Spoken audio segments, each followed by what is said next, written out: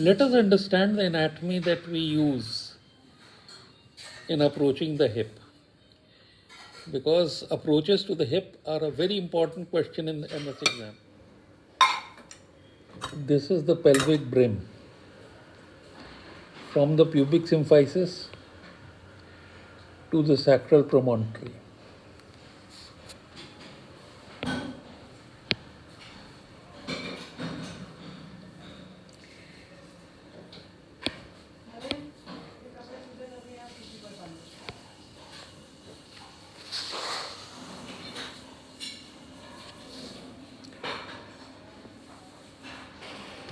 Now,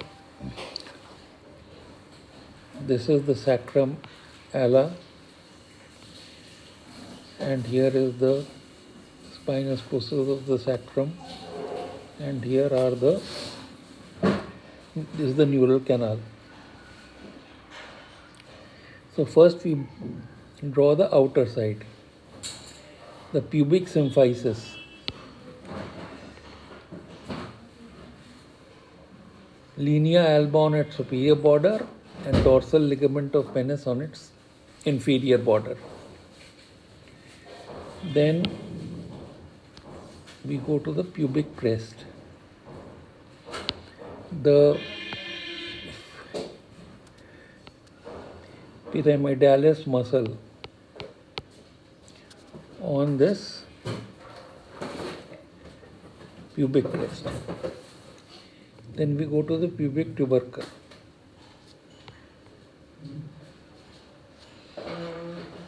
The inguinal ligament from the anterosophilic spine,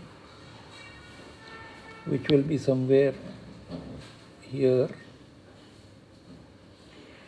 So the anterosophilic spine, the anterophiliac spine, the pectineal eminence, the notch for artery, vein and nerve, and the pubic tubercle.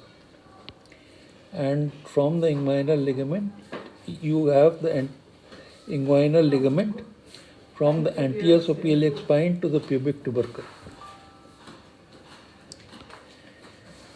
So we'll make the anterosophilic spine again here.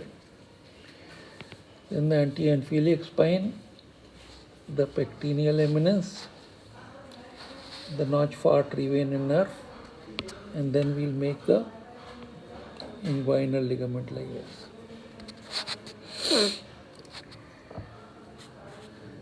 Then we make the iliac crest, and we come to the posterosophilic spine and the posteroinferior spine. The posterior-inferior iliac spine under this ala would give rise to the greater sciatic notch, the ischial spine, which will go on to the ischial tuberosity, convert into the ischiopubic ramus,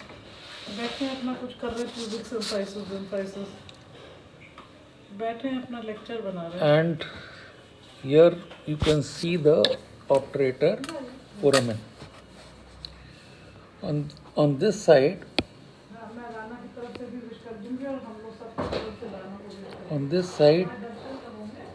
you see the anterior surface of the sacrum ending in the coccyx. We again make the iliac crest, the posterior superior spine, the posterior inferior iliac spine here.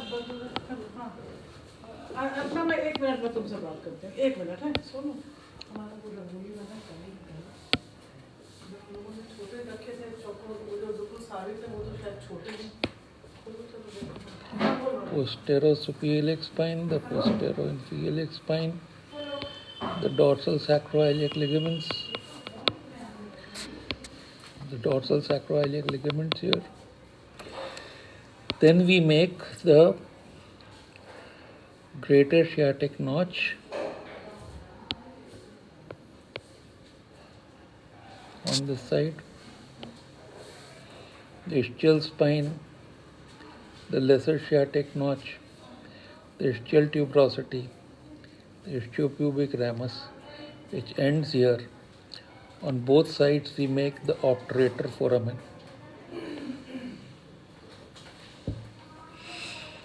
Now we will place the sacrotuberous ligament, just from here to here. From here to here.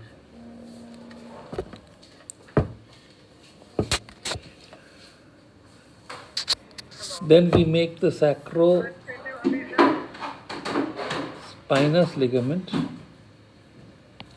which is like this. So here is your sacrotuberous ligament, like this, and here is the sacrospinous ligament from the ischial spine to the sacrum. And thus is created the greater sciatic notch, this one.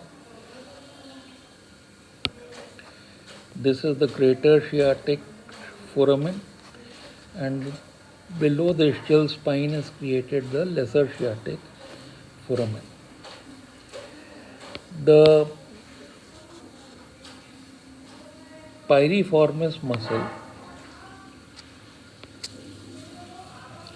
arises from the anterior surface of the sacrum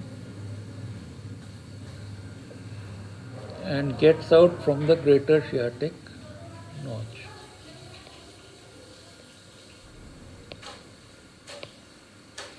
On this side also.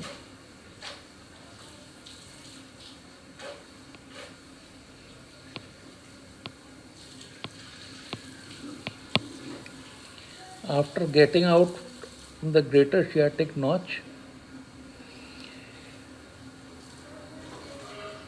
we'll make that on the outer surface, covered by this. Supposing we take off this part of the iliac crest, we will have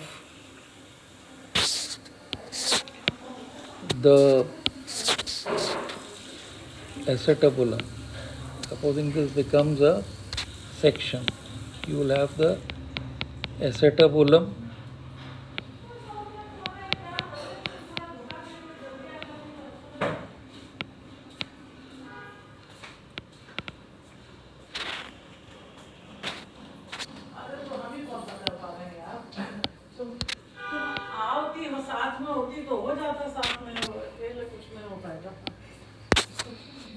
you make the acetabulum here.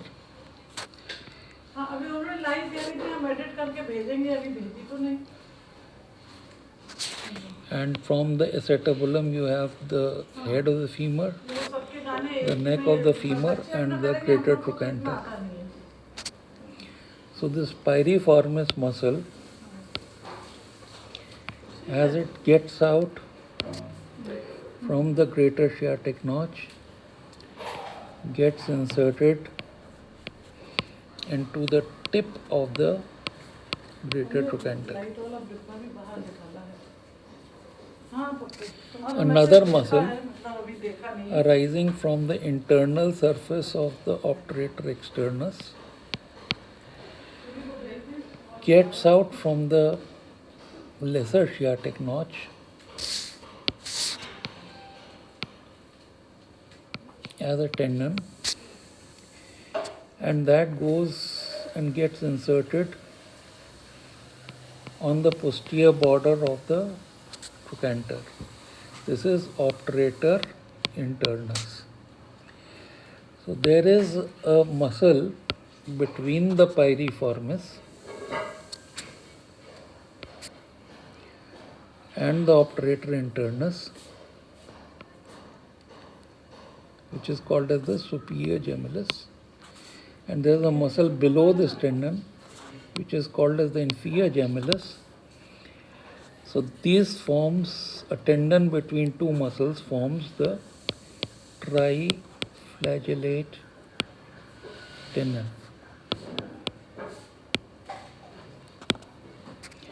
Then from the pubic symphysis to the ischial spine extends a tendon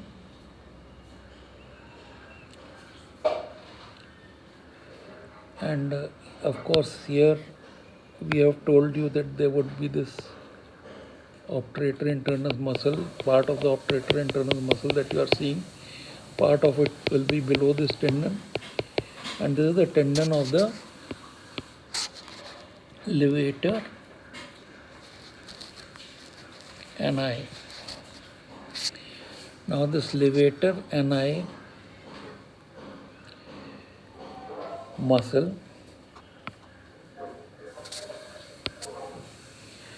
would pass to the coccyx. So it will pass through the coccyx from this part of the tendon, and it will also come from the pubic symphysis to the coccyx, and therefore this particular muscle will form a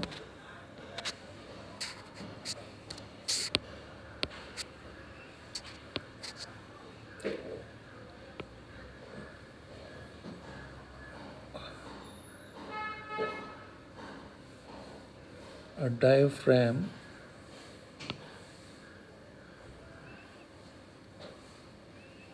which separates the abdomen from its outlet, from the outlet of the pelvis or the perineum, and this space passes the urethra, then it passes the vagina, and finally it passes the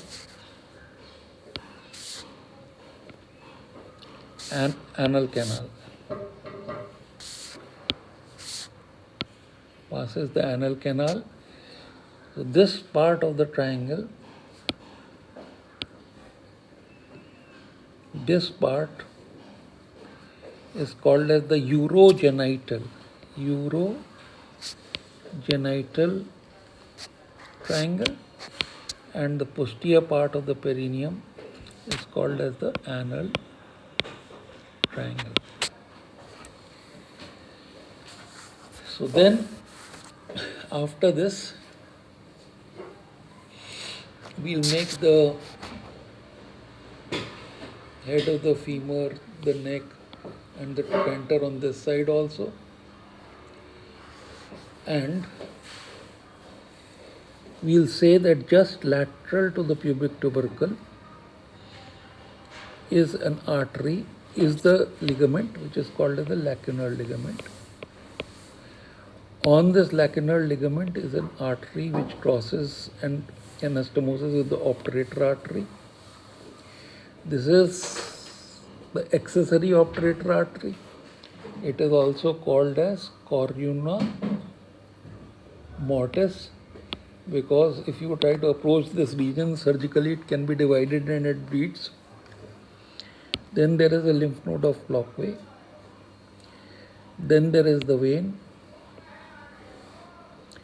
Then there is the artery, femoral artery, and finally there is the nerve. Finally there is the nerve. So nerve, artery, vein. Corona mortis, lacunar ligament. And there is a lymph node which is called as lymph node of Clockway. Then we have the pectineus muscle. From the anterophilic spine we have a ligament which is the ligament, iliofemoral ligament of Bigelow, and you have the straight head of rectus femoris. Over all these three, and even from the notch between the anterior superior and anterophilic spine here is the muscle which is the psoas muscle coming from the abdomen. The psoas muscle passes like this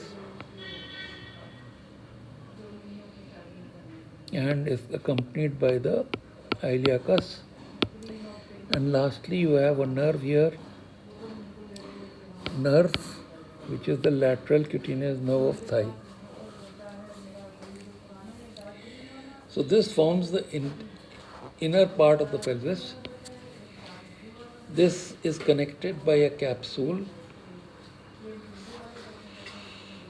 Anterior to this capsule, you have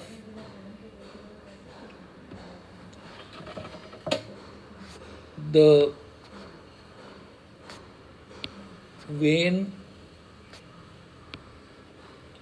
artery, nerve, then you have the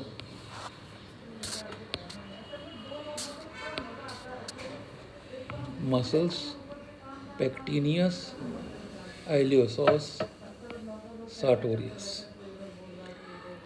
And if this is the deep fascia and you want to approach the hip from anterior side, then you have to go between the iliopsoas and the femoral artery through the pectineus muscle. And of course, the anterior capsule is strengthened by the Y-shaped iliofemoral ligamentum biculo. So this is the sartorius.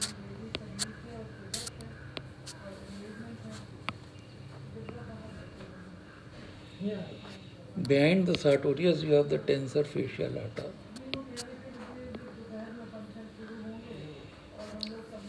which is basically a ligament. So between the sartorius and tensor fascia lata, if you want to go behind these muscles, then you go between the sartorius and TFL. This is called as the anterolateral approach. This is called as the anterolateral approach. So here you have the anterior, then anterolateral. Finally, you have another muscle, that is the gluteus medius. So behind the tensor fascia lata, through the gluteus medius, or after reflecting the gluteus medius, you have the lateral approach. Then behind if you want to go behind this, then from outside you have the obturator externus, and the lateral 1/3 of neck, so capsule up till this point, and then the obturator externus. Then you have the tendons, superior to inferiorly. You divide the tendon of superior gemellus, obturator internus, and inferior gemellus, which is the triflagellate tendon, and reflect it like this to save the sciatic nerve. And overlying all this is the gluteus maximus muscle. So posteriorly, if you want to approach,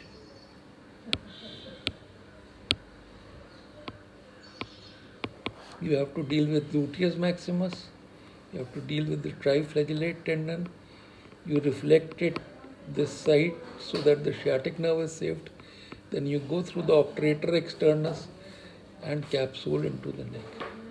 So this is the posterior approach.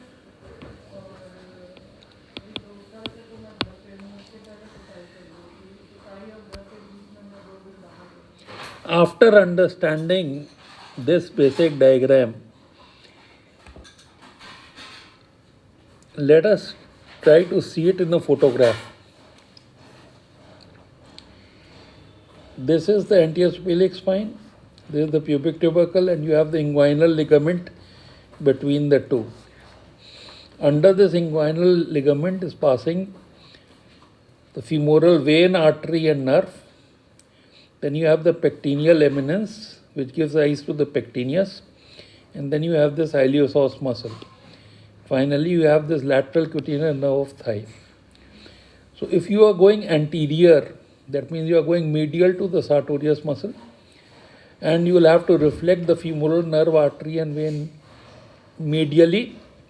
Then you'll go through the pectineus into the capsule of the hip and divide the labrum and the capsule from the middle of the acetovolar margin to the middle of the intertrochanteric line.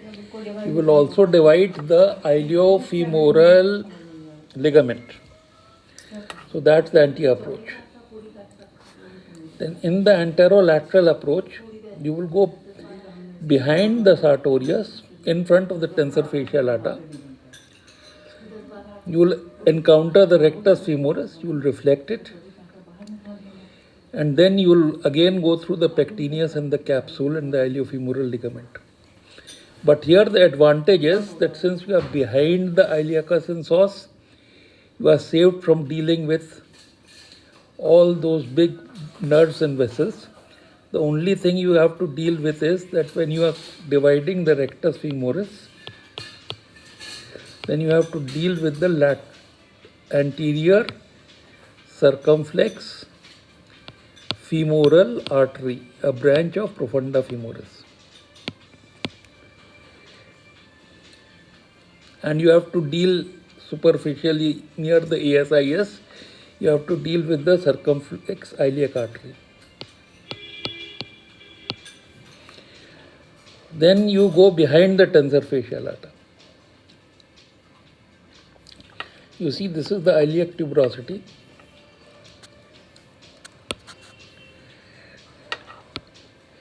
This is the iliac tuberosity. From it arises the tensor fasciae lata. Behind the tensor fasciae lata, you see the gluteus medius, and inserted into the tensor fasciae lata, the gluteus maximus. So you go through this gluteus medius muscle, split it and the vastus lateralis muscle.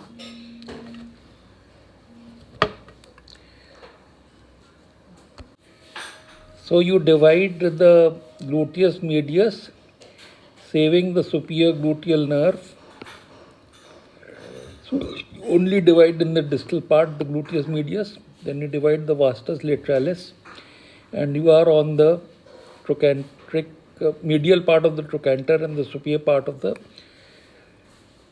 head and neck of femur. So save the superior gluteal nerve is the most important component of this approach. Posteriorly, the first step is gluteus maximus. You divide the deep fascia of the thigh anterior to the iliotibial band. Then you divide the iliotibial band. You divide this iliotibial band here. Divide this iliotibial band like this. And then split the gluteus maximus. And there is a vessel there which you have to ligate. After the gluteus maximus is split, from above downwards you see the gluteus medius, then the piriformis, the superior gemellus, obturator internus, and inferior gemellus. The obturator internus is a tendon, see. So between these two muscles, the tendon is the triflagellate tendon. You divide this triflagellate tendon from its insertion on the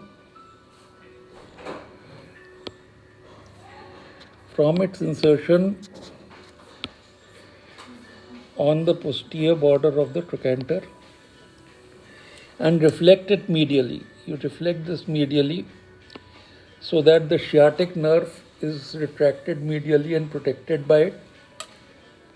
After that, you see the margin of the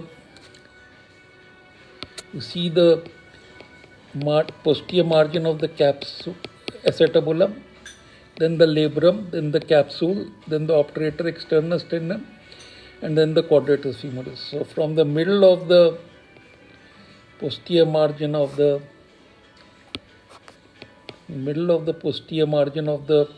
acetabulum to the middle of the gluteal tuberosity, you divide the labrum, the capsule, the ischiofemoral ligament, the obturator externus, and the upper part of the quadratus femoris to expose the hip posteriorly. So this is the 3 approaches. In fact, anterior, anterolateral, lateral, and posterior approach to the hip, which are commonly used.